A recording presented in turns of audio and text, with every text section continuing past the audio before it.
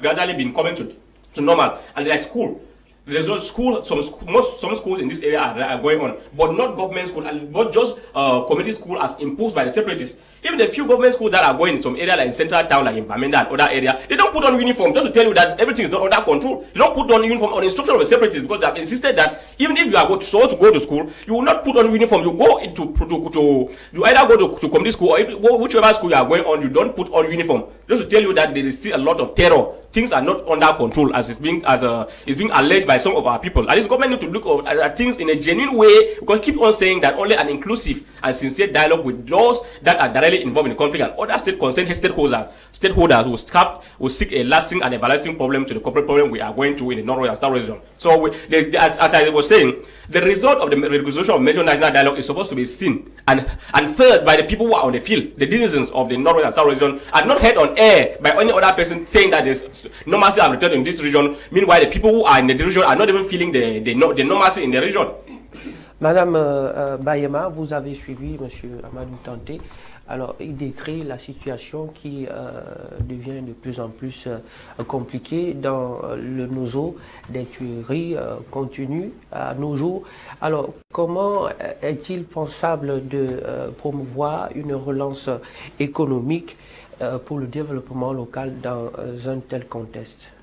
Écoutez, la guerre dans les deux régions du Cameroun, le nord-ouest et le sud-ouest, n'est pas une affaire d'un seul camp, pour dire l'armée. Oui. Je crois que nous avons en face deux camps, les séparatistes qui n'ont pas encore lâché du lest, parce que selon eux, les conditions qu'ils ont posées n'ont pas été respectées. Et le gouvernement et l'État du Cameroun, d'un de l'autre, qui pensent qu'ils font suffisamment des efforts pour que les camps d'en face soient quand même conscients que des choses sont en train de changer pour le bien des Camerounais.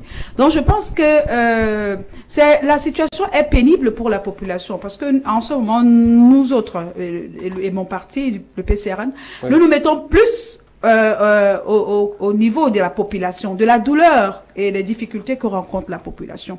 Parce que la population est entre deux feux. Elle est entre deux feux, ceux des séparatistes et du gouvernement. Ils ne savent pas à qui faire confiance et réellement ce qu'ils doivent faire, puisque c'est leur vie qui sont en danger, puisque eux ne sont pas armés.